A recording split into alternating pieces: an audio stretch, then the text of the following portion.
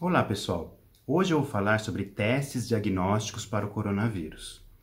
O primeiro teste que nós fazemos num paciente sintomático é o teste PCR, cuja sigla é reação em cadeia de polimerase. É uma técnica utilizada para descobrir as partículas virais do próprio vírus no nosso organismo.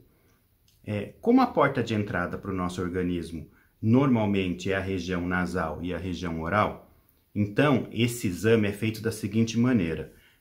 Se tem um objeto parecido com um cotonete que é introduzido nas nossas narinas, colocado no material para levar para o laboratório, e um outro cotonete que é feito um raspado da nossa orofaringe e também é levado para o laboratório. Normalmente, a partir de 48 horas, o laboratório libera o resultado desse raspado, se é positivo para coronavírus, né? Se foi detectado ou se não foi detectado o coronavírus. As partículas virais, é o próprio vírus que a gente está pesquisando. No atendimento nosso, aqui no Brasil, é esse exame que nós estamos fazendo nesse momento, até esse momento. Inclusive, é esse tipo de exame que foi comprado, que chegou há poucos dias, 700 mil desses exames aí, há alguns dias atrás, né, que foi falado nas coletivas de imprensa aqui do governo de São Paulo. Porque até o momento nós podemos coletar esse exame para os pacientes que nós atendemos no pronto-socorro, mas que já têm critérios de internação. É por esse motivo que os epidemiologistas e os cientistas dizem que os casos no Brasil são muito, muito, muito maiores do que os casos que estão diagnosticados. Por quê? Porque nós só fazemos diagnóstico dos casos que estão internados e que têm critérios de internação. Portanto, e esses casos representam, em média, na epidemiologia mundial, por volta de 20% dos casos. Então, nós temos 80% dos casos que não estão sendo diagnosticados.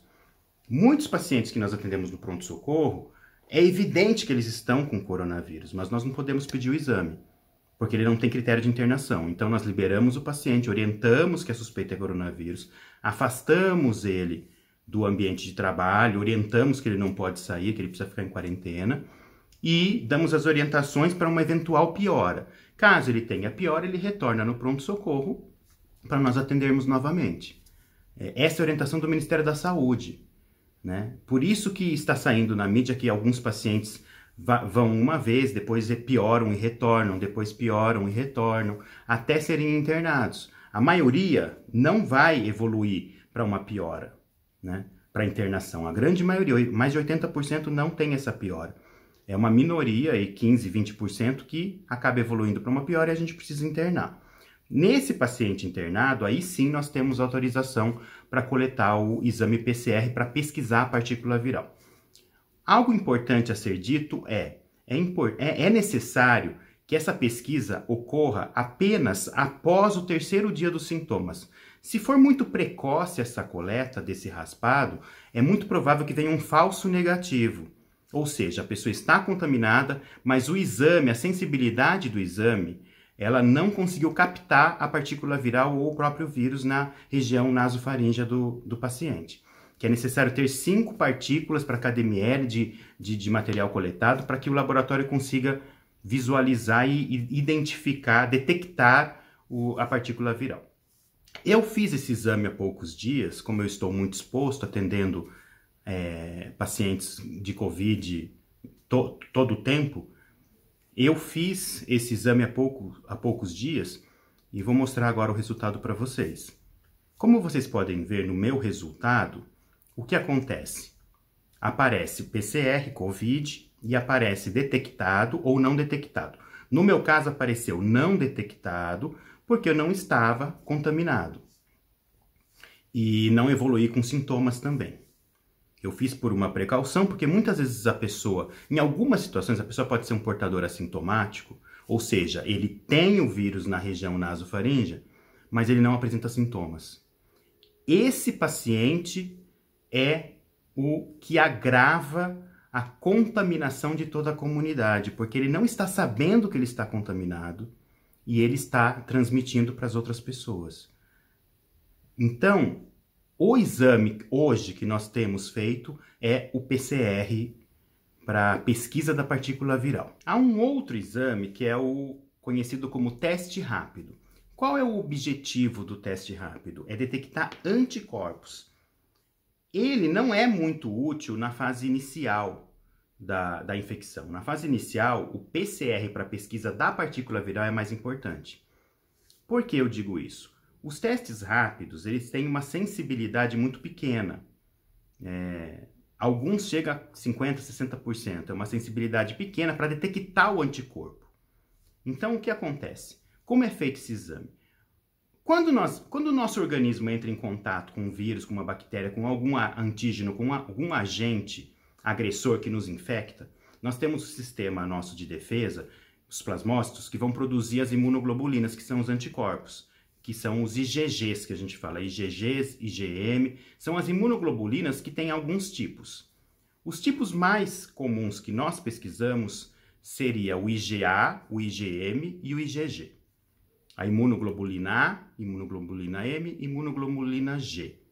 A imunoglobulina A, ela é, tanto a A quanto a M, ela é da fase aguda da infecção. O que significa isso?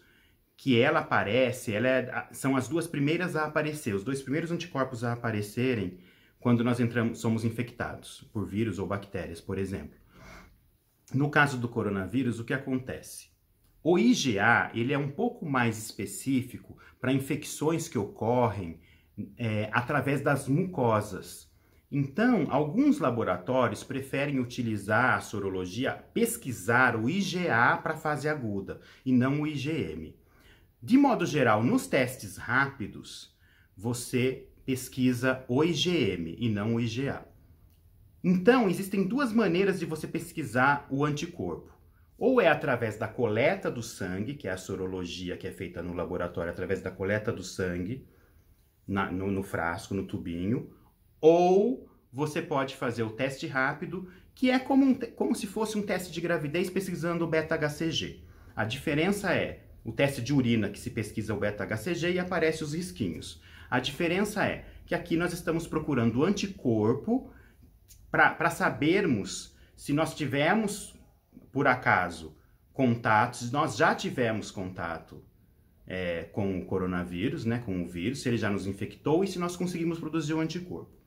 Então, também é uma plaquinha que é feito uma pequena perfuração no seu dedo, é colocado a gota de sangue nessa placa, e essa placa ela vai aparecer 1 ou 2 ou 3 riscos. Um risco de controle, um outro risquinho, depois de 10, 15, 20 minutos, ele aparece, ele significa o IgM, ou seja, você tem o anticorpo da fase aguda, e o outro risquinho é o IgG, ou seja, você pode ter o anticorpo da fase já de cura.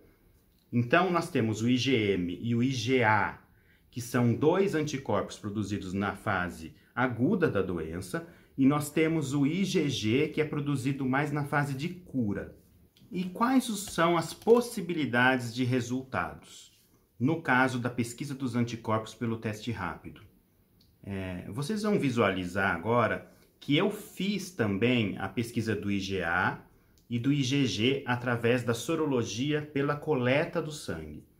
E vocês vão visualizar que vai aparecer negativo tanto para o IgA e negativo para o IgG.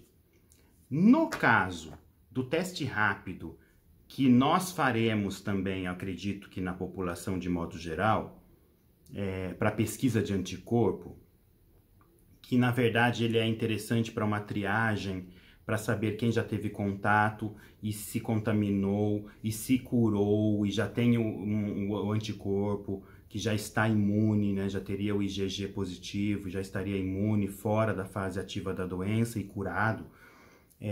Quais são as possibilidades que existem?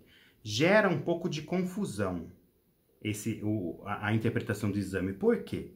Porque o IgM, ele começa a partir do 7º dia dos sintomas, numa curva ascendente que fica até o 21º dia, mais ou menos. No meio dessa curva, entre o 7º e o 21º dia, ou seja, da segunda para a terceira semana, no meio disso, no 14º dia, começa a produzir o IgG também. Então, o que acontece? Dependendo do momento da sua doença, da sua contaminação, você pode ter nenhum deles positivo, os dois positivos ou apenas o IgG positivo. Se for muito no início, antes do 7º dia, você não vai apresentar nem IgM nem IgG, mesmo estando contaminado. Você apresentaria o PCR positivo, o vírus estaria ali, mas você não apresenta o anticorpo. A partir do 7º dia, você começa a produzir o IgM.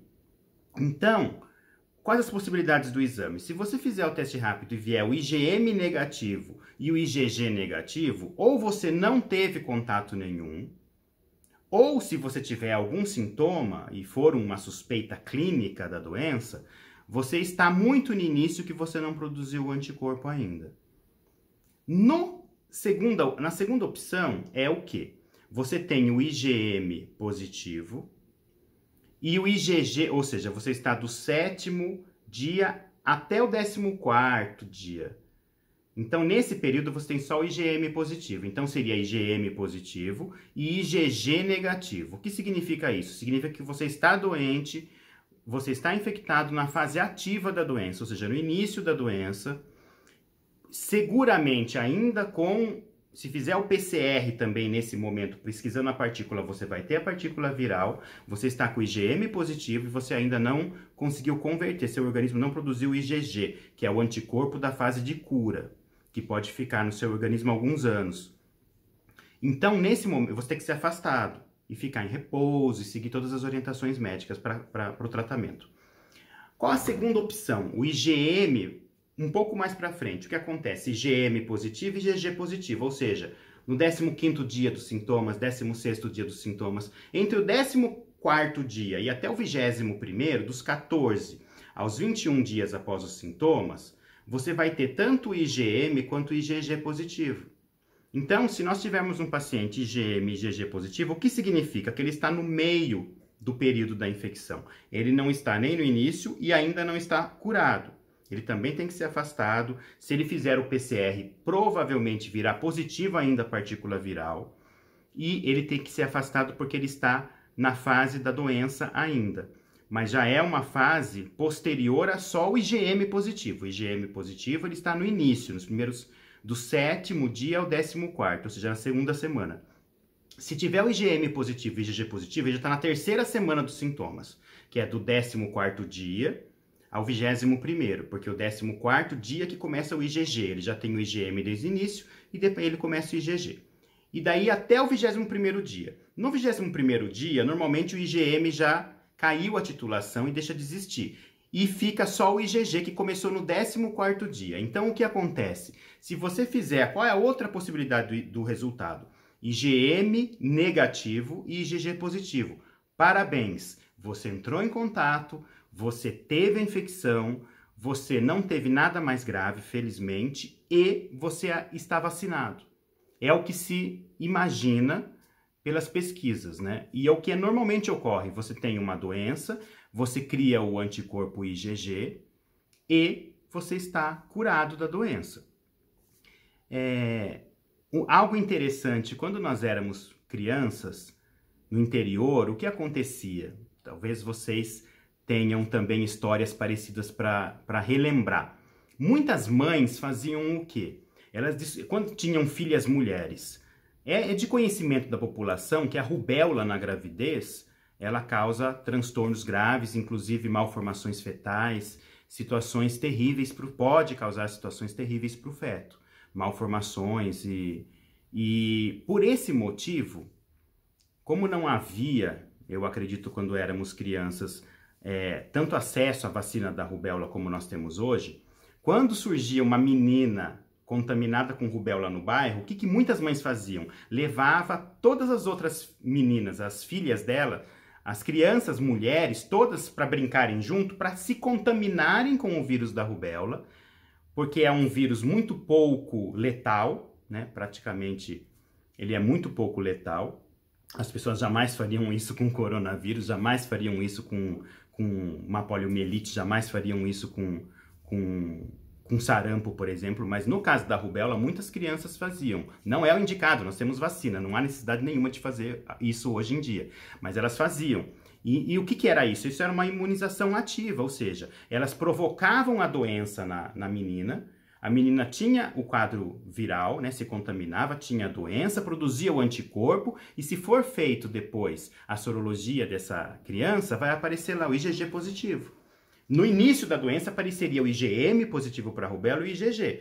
E daí, depois de 2, 3, 4 semanas, o IgM desapareceria e ficaria só o IgG positivo. A mesma ideia é essa do coronavírus. Então, se você tiver o IgG positivo e o IgM negativo, já passou a infecção, você está curado. Eu também fiz esse teste rápido, vocês podem visualizar agora na foto, no exame, e aparece aí, ó, IgM negativo e IgG negativo, ou seja, tudo negativo. Eu tenho PCR negativo, eu tenho a sorologia do sangue negativo e tenho o teste rápido negativo, ou seja, muito provavelmente eu entrei em contato, mas não fui infectado pelo vírus, né, até esse momento. Uma dúvida das pessoas é, será que eu tendo IgG positivo eu estarei imune? Normalmente, nos casos de doenças virais, bacterianas, nós ficamos imune, mas depende da doença. Tem doença, tanto que existem algumas doenças que nós precisamos repetir a vacina a cada 10 anos. Existem doenças que é uma dose a vacina só e você fica a vida toda imune. Existem doenças que você toma 3 doses da doença e depois você não toma nunca mais. Então, varia muito em relação à patologia específica. Como o coronavírus, o novo Covid, é uma doença nova, não sabemos, né? O que as pesquisas indicam na Europa e no Oriente é que o vírus, eu li a respeito, o vírus ele causa a produção do anticorpo, do IgG, e ele deve permanecer de 1 a 2 anos. Mas já é suficiente, porque se daqui a 1 ano nós tivermos uma vacina, tudo bem, a pessoa que teve contato agora, ela estará imune até o ano que vem ela toma a vacina, ela volta a ficar imune novamente, né? E é por esse motivo, inclusive, que nós tomamos vacina, dependendo da vacina, nós temos que tomar vacina todo ano, como é a vacina da gripe, por exemplo, a vacina da influenza, e do H1N1, né? O que nós fazemos? Nós tomamos ela todo ano, porque existem mutações do vírus de um ano para o outro. Então é feita um novo lote de vacina, incluindo a proteção para aquelas mutações, e nós tomamos no ano seguinte aquela proteção para aquele vírus que teve geralmente uma mutação pequena. No caso do coronavírus, como vocês podem visualizar nessa foto, nós já teríamos 3 tipos, né? O A, o B e o C. Não se sabe se a imunoglobulina G, o anticorpo IgG produzido para um deles, causará imunidade em relação aos outros tipos. Não se sabe ainda. Provavelmente vai ter algum tipo de imunidade, né? Acredita-se que tem algum tipo de imunidade. Ocorreram alguns casos na Coreia do Sul e na China de reinfecção do paciente, mas não se sabe se na verdade foi uma reinfecção por um outro tipo desses, A, B ou C, ou se na verdade o paciente não estava totalmente curado, ele teve uma melhora dos sintomas, mas o PCR dele ainda estaria positivo, ele estaria com o vírus ainda, ele teve uma diminuição da carga viral, depois por algum motivo diminuiu a imunidade dele depois de 10, 15, 20 dias, e ele voltou novamente, o vírus voltou a replicar. Então não se sabe se foi uma reinfecção por um outro tipo ou se foi uma reativação da doença, do vírus que já estava nele. A ideia é, o IgG positivo com IgM negativo, você está curado. Você teve uma imunização por ter tido contato com a doença, mesmo sem apresentar sintomas, e você está totalmente curado e segue a vida tranquilamente. De repente, até seria essa a saída, alguns países defendem que seja feito isso, uma testagem em massa da população, para pesquisar quem já é IgG positivo e IgM negativo, segue a vida normal, volta a trabalhar, abre a empresa. Essas pessoas aí, a empresa faz a logística de que, olha, tenho 2 do setor tal que já estão em IgG positivo, 3 do setor tal que já estão em IgG positivo. E reabre as empresas, reabre de certa forma, não só os locais essenciais, né, mas alguns outros setores de produção.